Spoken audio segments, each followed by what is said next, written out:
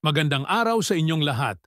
Ngayon, ating kilalanin ang isang pangalan na may malaking ambag sa industriya ng telebisyon sa Pilipinas, si Deo Endrinal.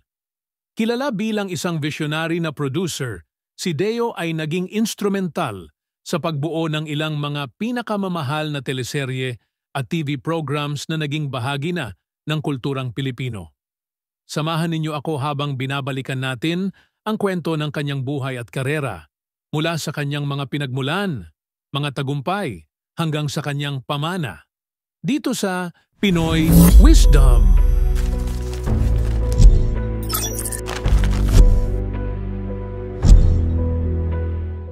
Ipinanganak si Deo Endrinal noong 1960 sa isang masipag na pamilya sa Maynila. Mula pa sa murang edad, likas na kay Deo ang pagiging malikhain at ang hilig sa sining at media. Nagpakita siya ng interes sa mga palabas sa telebisyon at pelikula na nagsilbing inspirasyon sa kanyang pangarap na balang araw ay maging bahagi ng industriya ng entertainment. Nag-aral si Deo sa De La Salle University kung saan kumuha siya ng kursong may kaugnayan sa komunikasyon.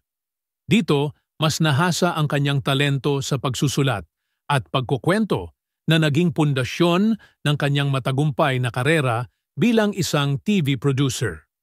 Ang pagsisimula ni Deo Endrinal sa industriya ng telebisyon ay hindi naging madali, ngunit ang kanyang determinasyon at talento ang nagdala sa kanya sa rurok ng tagumpay. Nagsimula siya bilang isang scriptwriter at nagtrabaho sa iba't ibang programa, ngunit hindi nagtagal. Naging producer siya at nagsimulang magtimon ng ilang mga proyekto na kalaunan ay magiging iconic sa telebisyon. Si Deo ay naging utak sa likod ng ilan sa mga pinakamatagumpay na teleserye ng ABS-CBN tulad ng Mula sa Puso, 1997, Pangako Sayo, 2000, Kay Tagal Kang Hinintay, 2002, at Magkaribal, 2010. Ang mga palabas na ito ay hindi lamang naghatid ng mataas na ratings, kundi naging bahagi na ng pop culture sa Pilipinas. Sa pamamagitan ng kanyang kakaibang pananaw, naihain niya ang mga kwento na tumagos sa puso ng mga Pilipino. Bukod sa teleserye, si Deo rin ang nasa likod ng paglikha ng iba't ibang TV formats na nagdala ng bagong flavor sa telebisyon tulad ng mga talk shows at reality programs. Ang kanyang kakayahan na magbago at mag-innovate sa gitna ng pagbabago ng panahon ay nagpatibay sa kanyang posisyon bilang isa sa mga haligi ng modernong Philippine television. Bagamat matagumpay, hindi rin nakaligtas si Deo Endrinal sa mga kontrobersya sa loob ng industriya.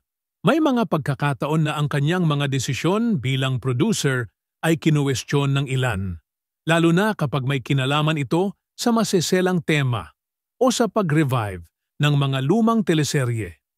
Gayunpaman, nanatiling matatag si Deo sa kanyang mga prinsipyo at patuloy niyang ipinaglaban ang kalidad ng kanyang mga proyekto.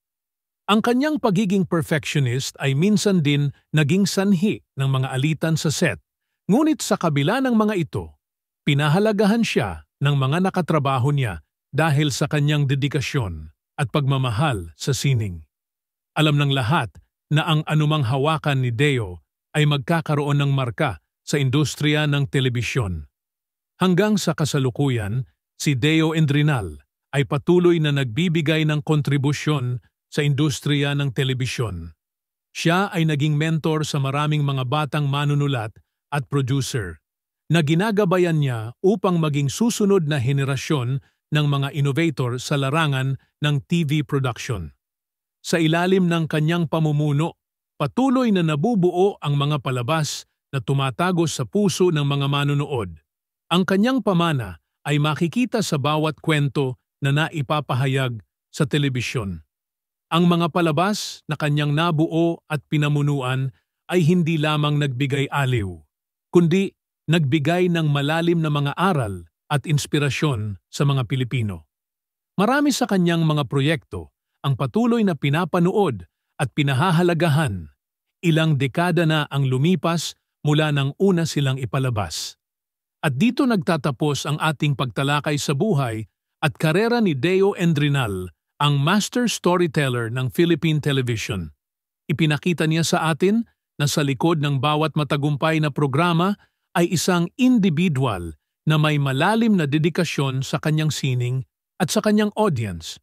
Maraming salamat sa inyong pakikinig at huwag kalimutang mag-subscribe para sa mas marami pang kwento ng mga personalidad na nag-iwan ng kanilang marka sa ating kultura at industriya. Hanggang sa muli, dito lang yan sa Pinoy Wisdom.